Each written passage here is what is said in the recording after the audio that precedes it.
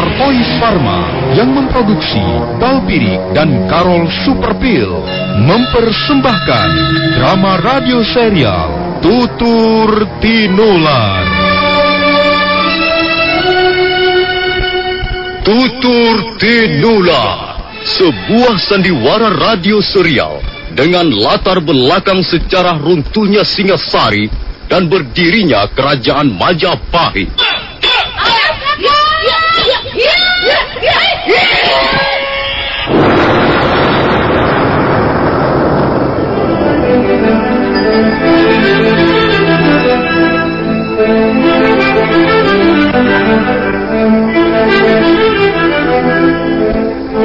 Naskah ditulis dan diolah oleh S. Tijab, hiasan musik dan sutradara C. Isprionoka. Kali ini mengetengahkan episode ke-19 dengan judul Keluarga Prabu Kertarajasa Jayawardana.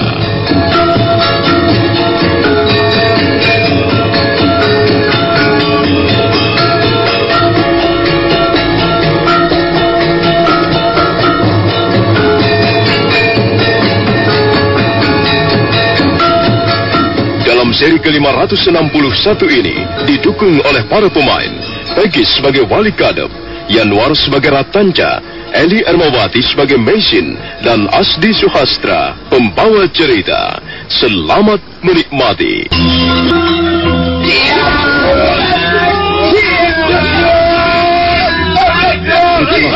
Yang tak terhindarkan lagi, warga desa Pasuruhan 1 yang merasa dihina segera menyerbu. 4 orang prajurit Majapahit terpaksa berlompatan ke sana kemari, menghindari sambaran ataupun sabetan senjata tajam. Ratanca sudah lebih dulu berlari menjauh. Ketika sedang berlangsung pertarungan sengit, mendadak seorang penunggang kuda muncul. Laki-laki bertubuh agak kurus itu, yang bernama Wali Kadep, buru-buru melompat dari punggung kudanya dan menghambur ke arah perkelahian. Hentikan! Hentikan semuanya!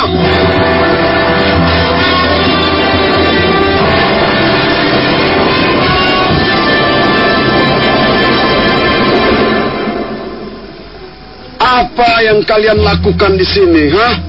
Kalian ini manusia atau sekelompok binatang?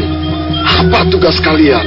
Kalian semuanya hanya diberi tugas mengamankan desa Pasuruan 1 dan bukan mencari keributan. Maaf Bapak Wali Kadep, kami tidak bermaksud mencari keributan. Orang-orang itulah yang datang kemari menyebarkan benih-benih kerusuhan. Mereka lah yang lebih dulu membuat perkara. Mengapa kalian bisa menuduh mereka membuat kerusuhan? Mereka telah memaksa masuk desa Pasuruan 1. Mereka tidak mau kami tahan di perbatasan, dan mereka tidak bersedia kami periksa. Ya, mereka bermaksud mencari sanak keluarga mereka yang katanya tinggal di Pasuruan 1. Namanya Mesin. Wali Kadep, laki-laki setengah tua dan tubuhnya agak kurus itu, tercenung sesaat lamanya. Mesin, sepertinya dia pernah mengenal nama itu. Mesin. Wali Kadep kemudian menghampiri Ratanca yang masih berdiri dengan gemetaran. Sementara itu 4 orang prajurit Majapahit masih bersiap siaga dengan senjata masing-masing. Sebentar kemudian, Wali Kadep sudah memacu kudanya diikuti Ratanca. Mereka terus berkuda di jalan-jalan desa Pasuruhan 1.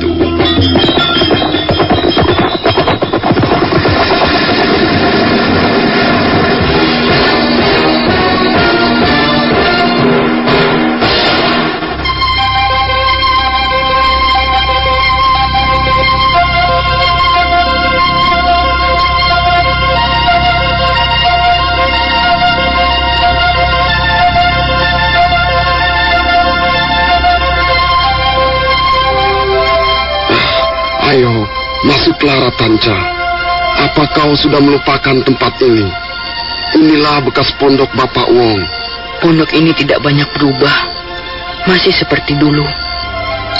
Hanya saya lihat ada banyak bangunan tambahan di sekitar tempat ini. Ya, setelah Nona Mesin menjadi tabib menggantikan Bapak Wong, banyak sekali orang dari desa lain bermukim di sekitar tempat ini. Aku sendiri dan kedua orang temanku, Rake Pamintian dan Tunggalang, juga mendirikan pondok sederhana di sini. Ayo Ratanca, duduklah. Sayang sekali, Nona Mesin sedang keluar. Terima kasih Bapak Wali Kadep. Apakah kakak Mesin masih seperti dulu? Ya, Nona Mesin sama sekali tidak berubah.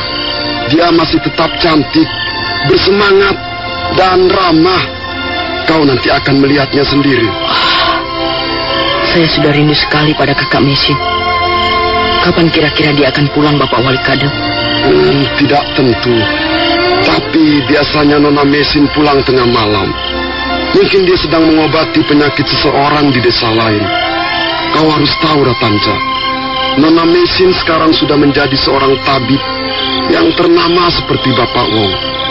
Tapi dia terkenal dengan sebutan Nyai Paricara, bukan Mesin. Kalau kau bertanya siapa itu Nyai Paricara di sekitar Pasuruan satu ini, bahkan sampai ke desa-desa yang jauh seperti Hambal, Kapulungan, ataupun Banjangsari, mereka pasti akan mengenalnya. Itu sudah kuduga sebelumnya. Kakak Mesin seorang wanita yang cerdas, seperti yang selalu dikatakan Bapak Wong. Kau sendiri bagaimana, Ratanca? Kabarnya kau telah menjadi tabib di Istana Majapahit. Apa benar demikian? Kalau benar, wah, itu namanya kau beruntung sekali. Tidak, Bapak Wali Kadep. Sebenarnya bukan begitu. Saya tinggal dan bekerja di rumah kediaman Gusti Ramapati. Gusti Ramapati? Beliau adalah seorang pejabat tinggi kerajaan, bukan? Benar, Bapak Wali Kadep. Selama ini saya tinggal bersama beliau. Saya pernah menolong beliau ketika beliau terluka oleh senjata beracun pada saat menumpas sebuah pemberontakan di kaki Gunung Welirang. Begitu. Ya, memang begitulah, Ratanca. Nasib mujur tak bisa ditolak.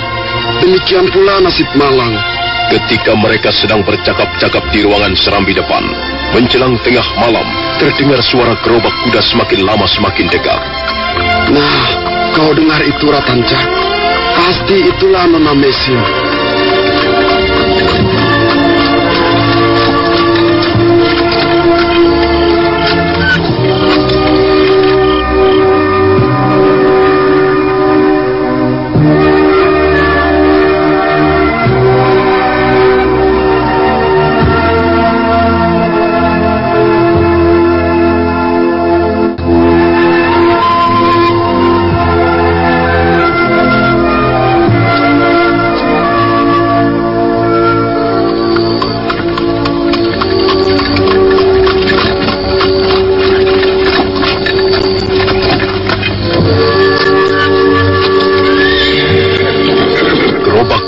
Berhenti di tengah-tengah halaman pondok. Ratanca berdebar-debar melihat seorang wanita yang nampak turun dari dalam gerobak. Wanita itu kelihatan sangat tenang. Dia melangkah perlahan menghampiri serambi pondok. Wajahnya nampak sangat arif. Ratanca buru-buru berdiri dan menyambut kehadiran wanita itu yang tak lain adalah Mesin. Kakak Mesin, Kakak Mesin. Siapa ini? Siapa ini? Rupanya ada seorang tamu dari jauh. Kakak Mesin, apakah kau sudah lupa padaku? Aku Ratanca. Aku Ratanca, Kakak Mesin. Ratanca? Benarkah kau ini Ratanca? Iya, Kakak Mesin. Akulah Ratanca. Aku sudah rindu sekali padamu, Kakak Mesin. Sudah lama sekali kita tidak bertemu. Ratanca. Ratanca adikku. Akhirnya kita bertemu kembali.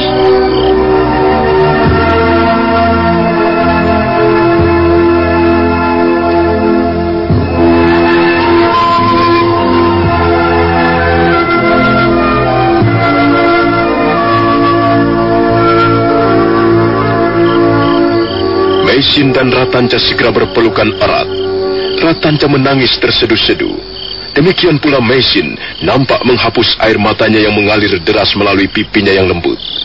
Hatinya sangat terharu. Terasa ada yang pedih. Mereka tiba-tiba teringat kepada Bapak Wong yang telah mendahului mereka pergi. Kakak Mesin. Kakak Mesin. Sudahlah, Ratanca. Hapuslah air matamu. Kita harus bersyukur kehadapan Sang Yang Widi. karena kita masih diberi kesempatan untuk bertemu. Aku bahagia sekali. Aku sungguh-sungguh merasa bahagia karena kau mau datang menjengukku di tempat ini. Kukira kau sudah melupakan kakak Meisin, Ratanca. Jangan berkata begitu, kakak Meisin. Bagaimana aku bisa melupakan seorang kakak yang baik hati? Baiklah. Terima kasih, Ratanca. Terima kasih atas kunjunganmu. Ayolah, kita masuk ke dalam. Kau harus menceritakan pengalamanmu kepadaku. Bapak Wali Kadep? Iya, Nyai. Tolong kau jaga-jaga di halaman. Nanti kalau Bapak Rakeh Pamintihan dan Tunggalang datang, suruh mereka tunggu di luar. Malam ini aku ingin bersama adik angkatku, Ratanca. Ya, Nyai. Kami akan berjaga-jaga di luar. Ayo, Ratanca. Ayo kita masuk ke ruangan tengah. Iya, kakak Meisin. Kau datang kemari bersama siapa? Di luar tadi kulihat ada beberapa orang prajurit Majapahit. Aku datang bersama mereka, kakak Meisin. Bersama prajurit-prajurit itu. Mereka disuruh mengawal perjalananku ke desa Pasuruan 1. Jadi benar berita yang kutangkap itu. Rupanya kau sekarang sudah menjadi seorang tabib istana. Syukurlah, Ratanca. Syukurlah. Akhirnya kau menemukan jalan lapang dalam membina masa depanmu. Tidak, kakak Meisin. Sebenarnya aku belum menjadi seorang tabib. Aku belum berani menjadi seorang tabib. Hanya secara kebetulan saja aku berhasil menyembuhkan luka Gusti Ramapati, sehingga beliau berkenan mengajakku tinggal di rumah beliau. Ratanca kemudian menceritakan pengalamannya semenjak meninggalkan desa Pasuruan 1. Beberapa hari setelah Tabib Wong meninggal, dia juga menceritakan bagaimana akhirnya dia dapat menyembuhkan luka-luka Sang Ramapati. Begitulah, kakak Meisin. Akhirnya aku berhasil memasuki kehidupan istana Majapahit. Syukurlah. Aku ikut gembira, Ratanca. Aku ikut bahagia kalau kau memperoleh kebahagiaan. Kulihat pondok ini masih belum banyak berubah.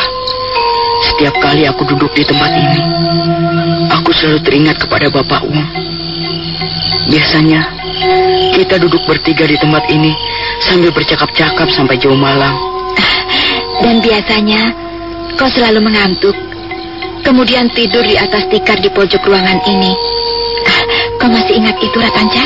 Tentu saja ingat, kakak Meisin. Kehidupanku di pondok ini bersama Bapak Wong dan bersama kakak Meisin merupakan bagian dari kehidupanku yang paling penting dan paling berkesan. Aku tidak mungkin melupakannya untuk selama-lamanya. Oh ya, Ratanca, apa kau merasa mengantuk? Atau mungkin kau merasa lapar? Kalau kau lapar, marilah kita makan bersama-sama. Kau memasak apa hari ini, kakak Meisin? Duduklah. Aku akan menyiapkan makanan untuk kita berdua. Dan kita akan makan sambil meneruskan berbincang-bincang. Belakang, dia segera kembali lagi sambil membawa makanan yang ditempatkan di atas piring-piring tanah. Ratanca membantu membenahi makanan di atas tikar pandan. Dan selanjutnya mereka makan berdua sambil berbincang-bincang. Meisin kelihatan sangat gembira. Demikian pula Ratanca. Tak henti-hentinya mereka berbicara mengenai almarhum Bapak Wong semasa masih hidupnya. Semua yang kita peroleh ini adalah berkat jasa baik Bapak Wong, Ratanca. Dan kita tidak boleh melupakan jasa-jasa beliau. Benar, kakak Meisin. Bapak Wong memang sangat baik. Bapak Wong sudah menganggap kita sebagai anak kandung sendiri. Ratanca, apa kau masih ingat ajaran Bapak Wong yang pernah diberikan kepada kita? Ajaran yang mana maksudmu, kakak Meisin? Maksudku, inti dari seluruh ajaran yang pernah beliau berikan kepada kita. Intinya, tentu saja aku tidak akan melupakannya. Bapak Wong pernah mengatakan bahwa hidup manusia ini harus dijalankan dengan senang hati dan penuh rasa keikhlasan. Hidup manusia harus disambut dengan hangat, dan kita harus hidup sesuai dengan panggilan hidup kita masing-masing. Jika memang kita dipanggil untuk menjadi seorang tabib, maka kita harus menjalankan tugas dan kewajiban seorang tabib dengan sebaik-baiknya. Apakah ajaran itu yang kau maksudkan, Kakak Mesin? Iya, itulah yang kumaksudkan. Panggilan hidup sebagai tabib. Bapak Wong selalu memperingatkan agar kita tetap setia pada panggilan hidup itu. Kita tidak boleh mengingkari atau mengkhianatinya untuk tujuan-tujuan tertentu. Misalnya, kita menjadi tabib untuk mengumpulkan harta benda, atau untuk memperoleh kemasyhuran nama, atau untuk tujuan-tujuan yang lain yang sifatnya menjurus kepada kepentingan-kepentingan pribadi. Ayo Ratanca, mengapa tidak kau tambah nasimu? Ayo, makanlah yang kenyang. Apa Kakak Mesin tidak melihat? Aku sudah menambah sampai 2 kali. Kalau aku harus tambah sekali lagi, aku takut perutku akan meledak. Ratanca, kau masih juga belum berubah. Kau juga belum berubah, Kakak Mesin. Kau tetap cantik dan ayu, dan kau tetap ramah. Kok ini bisa saja? Di Majapahit sana tentu banyak sekali orang-orang cantik. Mengapa Kakak Mesin yang sudah tua begini kau katakan cantik? Aku tidak berdusta. Kau memang masih kelihatan sangat cantik dan anggun, Kakak Mesin. Kalau aku berdusta, boleh potong lidahku. Sudahlah Ratanca, ayolah, bantu aku membenahi piring-piring kotor ini. Dan setelah itu, kita teruskan lagi berbincang-bincang. Oh ya, apakah kau sudah mengantuk? Apakah kau ingin tidur sekarang? Tidak, Kakak Mesin. Aku masih kangen padamu. Malam ini, aku merasa sangat bahagia, sehingga sama sekali aku tidak merasakan Kakak Mesin. Apa kau mempunyai keperluan khusus datang ke Pasuruan satu ini? Atau kau hanya ingin sekedar bermain-main sambil menengok aku? Iya, Kakak Mesin. Aku memang datang untuk keperluan yang sangat penting. Aku sangat membutuhkan bantuanmu, Kakak Mesin. Bantuan apa, Ratanca? Kakak Mesin, ikutlah aku ke Majapahit. Sang Prabu sedang sakit. Aku ditugaskan untuk mencari seorang tabib. Aku sendiri tidak sanggup mengobati beliau. Kakak Mesin, ayo, ikutlah bersamaku ke Majapahit. Aku sangat membutuhkan bantuanmu.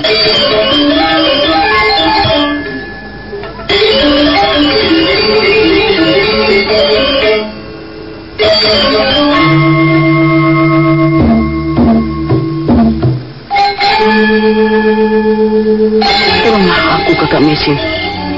Aku sendiri tidak sanggup mengobati penyakit Gusti Prabu. Tapi aku mempunyai keyakinan bahwa kau mampu mengobatinya. Keyakinanmu itu tidak bijaksana, Ratanca. Kita harus kembali teringat kepada pesan-pesan almarhum Bapak Wong. Tidak seorang pun manusia mampu mengobati penyakit sesama hidupnya. Manusia hanya menjadi lantaran atau perantara bagi kesembuhan sesama hidupnya. Sebab penyakit datang dari Yang Maha Kuasa. Demikian pula sembuh datang dari rahmat atau karunia Yang Maha Kuasa. Tapi Kakak Mesin, tolonglah aku. Aku sudah jauh-jauh pergi ke desa Pasuruan satu ini. Apakah aku harus kembali ke Majapahit sendirian? Apa nanti yang harus kukatakan kepada Gusti Ramapati? Kakak Mesin, kau mau pergi ke Majapahit bukan? Ratanca, mengapa harus aku yang mengobati sakit Gusti Prabu? Di kota Raja Majapahit pasti banyak sekali tabib yang ampuh dan mumpuni.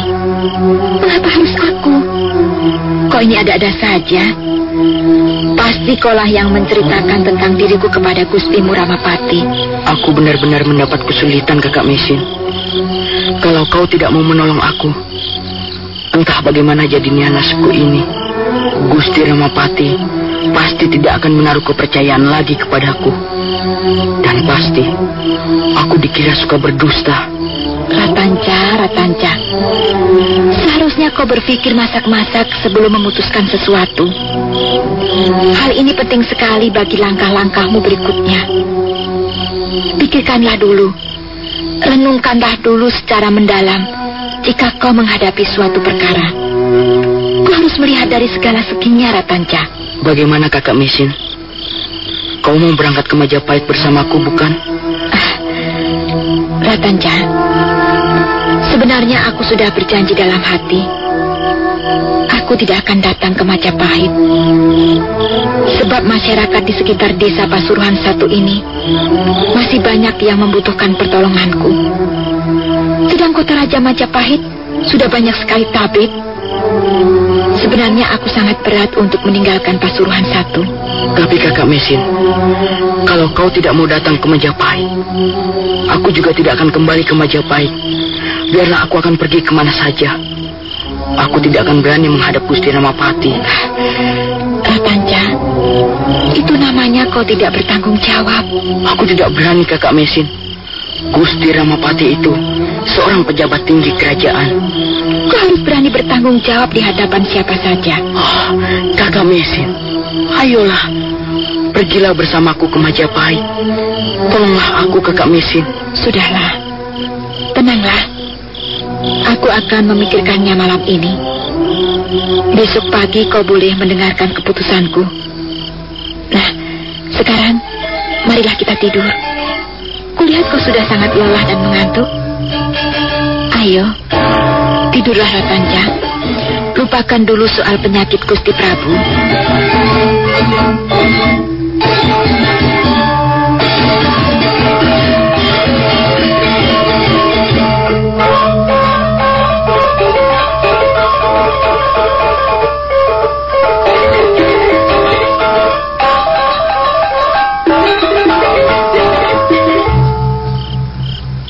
Ratanja menuruti apa yang dikatakan Mesin.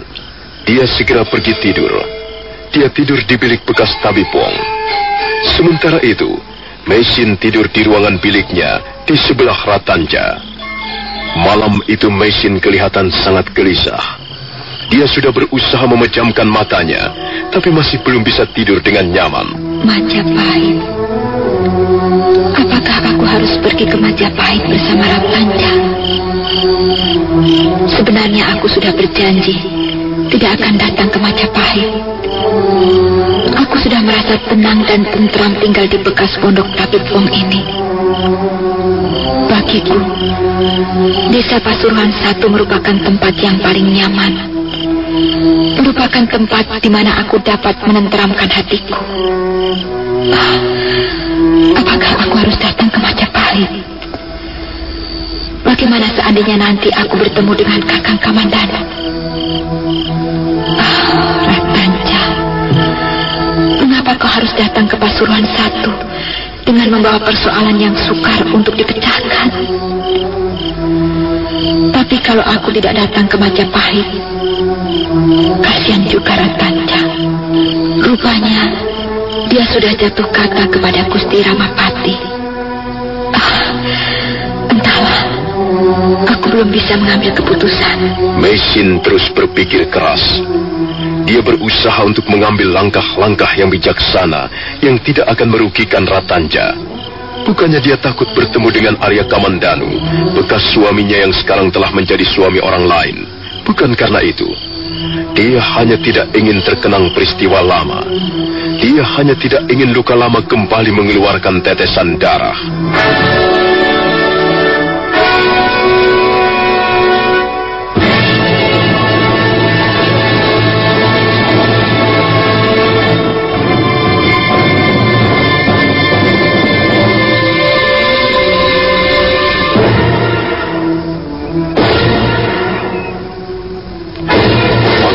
Datang dengan cemerlang.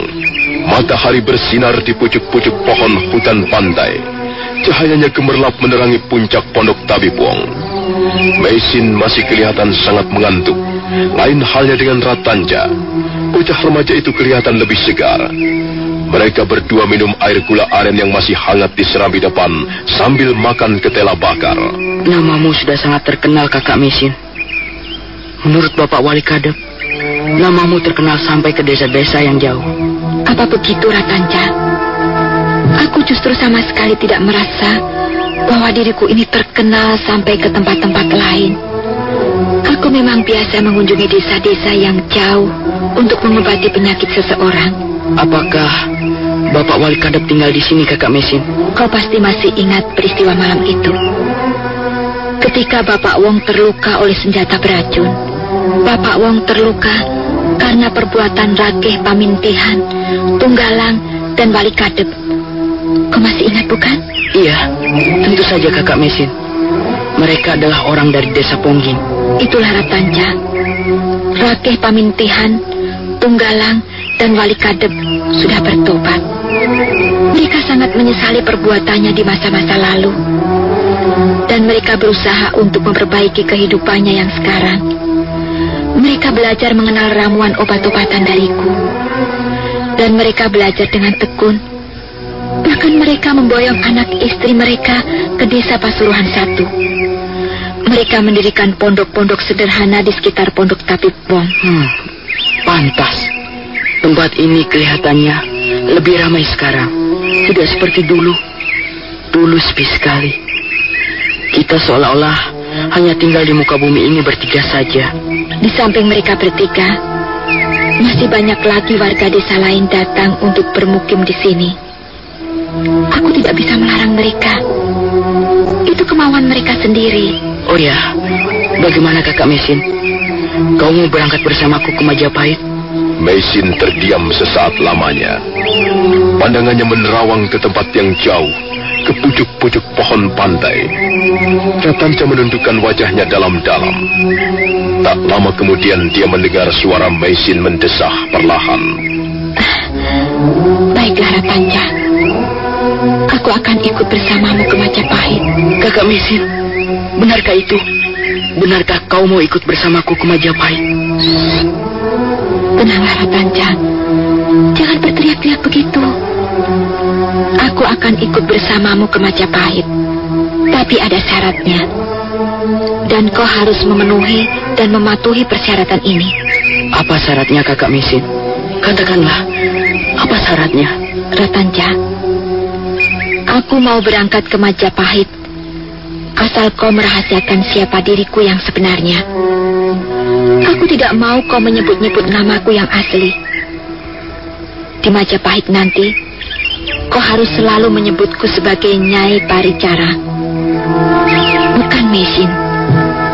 Dan di depan Gusti Ramapati, ataupun punggawa-punggawa kerajaan yang lain, kau harus berusaha untuk menutupi siapa diriku yang sebenarnya. Kakak Mesin, apakah kau masih terkenang bekas suamimu, Gusti Arya Kamandanu? Tidak Ratanca, itu sudah menjadi cerita lama. Cerita lama ataupun peristiwa lama sudah ada tempatnya sendiri. Waktu ini terus berjalan dengan cepat. Orang tidak sempat lagi memikirkan hal-hal yang kurang berguna. Apalagi untukku sekarang ini. Aku harus bekerja keras membantu sesama hidup seperti yang dipesankan Bapak Wong. Nah, bagaimana Ratanca? Kau sanggup memenuhi persyaratan ini? Aku sanggup, Kakak Mesin. Baiklah, aku tidak akan memanggilmu dengan sebutan Kakak Mesin. Pokoknya kau tidak usah khawatir. Bagiku, yang penting kau ikut bersamaku ke Majapahit. Kapan rencanamu pergi ke Majapahit? Secepatnya, Kakak Mesin. Begitulah pesan dan amanat dari Gusti Ramapati. Aku tidak diperbolehkan membuang-buang waktu. Kalau begitu, baiklah. Aku akan membuat persiapan. Dan kau sendiri juga harus membuat persiapan untuk di tengah perjalanan. Bahan makanan untuk perbekalan di tengah jalan nanti. Demikian pula dengan Ratanca. Bocah remaja itu sibuk merapikan pakaiannya. Kemudian dia pergi ke sumur di belakang pondok dan menimba air, lalu dituangkan ke dalam kendik-kendik kecil. Setelah segala sesuatunya dirasa cukup, Mesin segera memanggil Wali Kadep. Ya, Nyai. Apakah Nyai akan berangkat ke Majapahit sekarang juga? Benar, Bapak Wali Kadep. Dan aku ingin agar Bapak Wali Kadep menjadi kusir kerupa kudaku. Apakah Bapak Wali Kadep bersedia? Saya bersedia, Nyai. Maaf, Bapak Wali Kadep. Apakah Bapak sudah menyampaikan pesanku kepada Rakeh Pamintihan dan Tunggalang? Sudah, Nyai. Pokoknya selama Nyai pergi ke Majapahit, Kakang Rakeh Pamintihan dan Tunggalang yang akan mewakili Nyai di Pasuruan 1. Baiklah, kalau begitu semuanya sudah beres. Ayolah Bapak Wali Kadep, naikkan barang-barang ini ke atas gerobak. Dan kita berangkat sekarang juga. Ayo Ratanja, mana barang-barangmu? Beres Kakak Mesin. Semuanya sudah kunaikkan ke atas gerobak kuda. Kalau begitu, ayo, naiklah ke atas kudamu. Kita berangkat sekarang.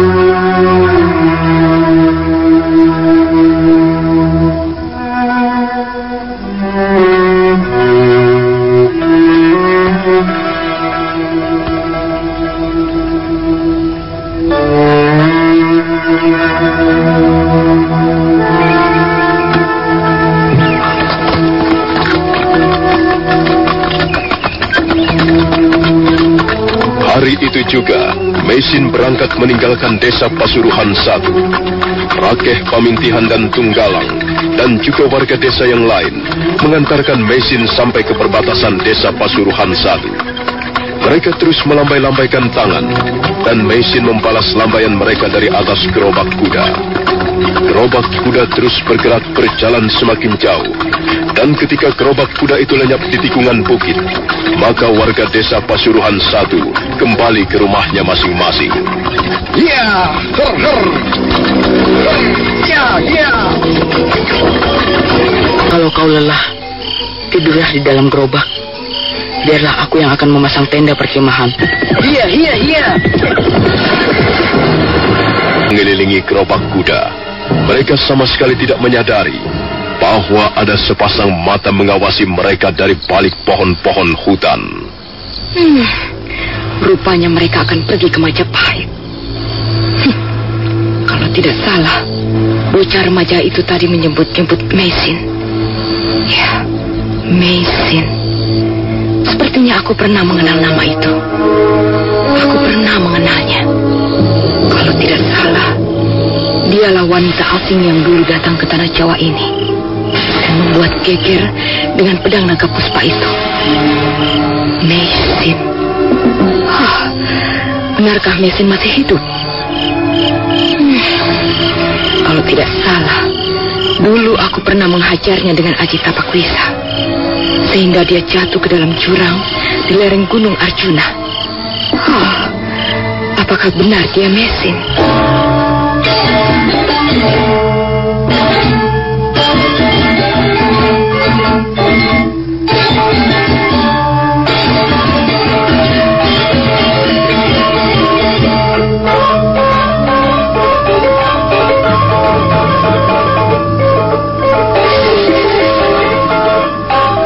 Ratanja karena lelah dan mengantuk segera tidur di samping gerobak.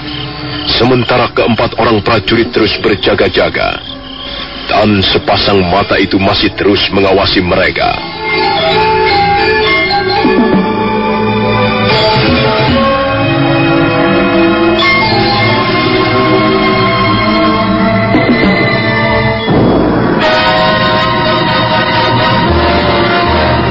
Saudara pendengar, bagaimanakah kisah selanjutnya? Ikutilah terus drama radio serial Tutur Tinular.